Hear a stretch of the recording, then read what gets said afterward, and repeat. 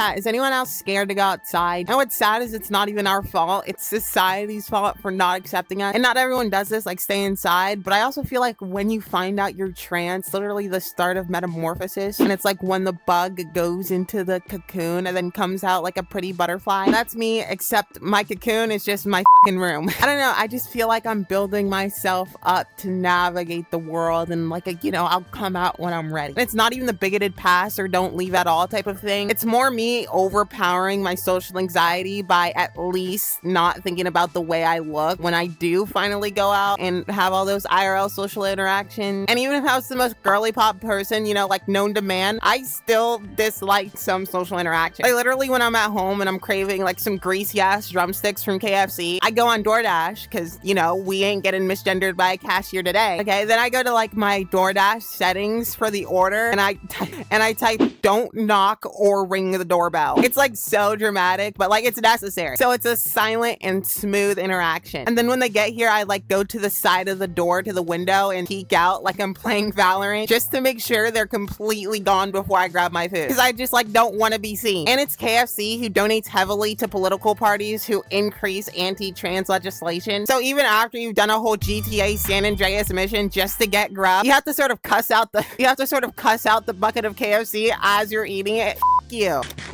Suck my Most of these fast food restaurants do bad stuff with their money, so you just have to cope, And speaking of food, I do actually go out for like birthdays, holidays, and special occasions. And I get super happy when I get gendered correctly. And chat, somebody actually gendered me right in the red part of one of the reddest states at this restaurant, and I tipped a whole $20. Was it necessary? No. If you're a well-rounded human being, you should always like try to make the effort to get their pronouns right, or like at least ask. But I felt that because I'm in one of the reddest states, and that server likely grew up under tons of anti-LGBTQ social conditioning, he kind of deserved it a little bit. I don't know. He was a good server too. And there's always a chance that I just like might have been passing. But like even after he said, like, what do you want, ma'am? What will you have to order? And I said the order in my old boy voice. He hit one of the and had the whole surprise face. He still continued to gender me right, which is surprising and affirming. I don't know. I appreciated it. And that was one of the times where the interaction wasn't either hate or just fetishization. Like once I was in Target shopping for makeup, which side note, for some reason, shopping for makeup is like very euphoric. And on one side of the aisle, I'm getting like weird, kind of dirty looks from this cis het woman. And on the other side of the aisle, tell me why there's a whole grown man with a wife and kids in the car, and he's staring at my behind as I'm walking away. Now, in my headcanon, I like to think that he was staring at somebody else or the makeup behind me. Like he's a closeted gay man thinking of getting glammed up when his wife and kids are home. I don't know. It will forever be a mystery. But besides that, there is a third type of social interaction where you're just straight up scared for your life. Like before I go to work, we go to this place called Wawa, which is just an overdone gas station, which does gas, but also does like fast food. And one thing that's so weird about Wawa is one week they'll put out an ad and it'll be like, Wawa now serves french fries. And then the next month, another ad comes out. It's like, Wawa now serves hamburgers. And one time I dared to try their hamburger and fry. And when I tell you, it was worse than any fast food I've ever tried. Believe me, it was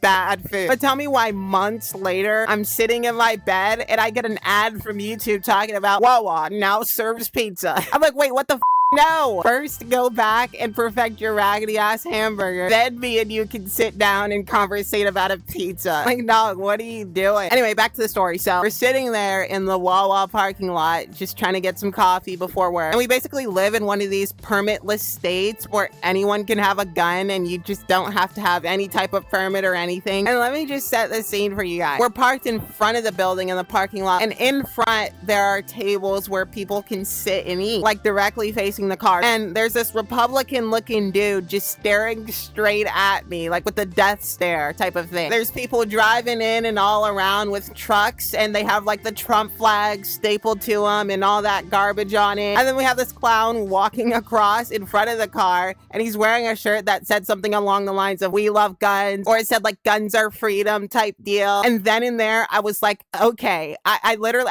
just am the enemy of this territory. So there I am in the parking lot of Wawa, literally ducking inside the car and like putting my seat back with the little button to just at the very least ignore all the around me, and at most save myself from being in a literal dangerous situation. Like, do you guys see why I don't go out all that much? And oh my gosh, I just realized we moved from having a fun conversation about cocoons to Efron, get the out of where you live. It's not that easy. And what sucks about living in your hometown is concepts like having a sibling who has a bunch of friends who you were also friends with because you were just there, and then transitioning, then choosing to sort of hide from those friends. Not because I care what they think about me. I really freaking don't. I just sometimes worry, like, what would my siblings' friends think about him if they knew I was trans? Because my sibling deserves to have friends. And, you know, although they would drop them in a heartbeat for me, I sort of don't want that for them, you know? Has anyone ever experienced that, or is that just me? And another thing is just having less friends in general from being trans. There are a lot of friends who showed their true selves after I came out. People who lived in my town, who I played video games with all the time, who are all of a sudden too busy and who can't play anymore after they found out who I was. I find myself craving IRL social interaction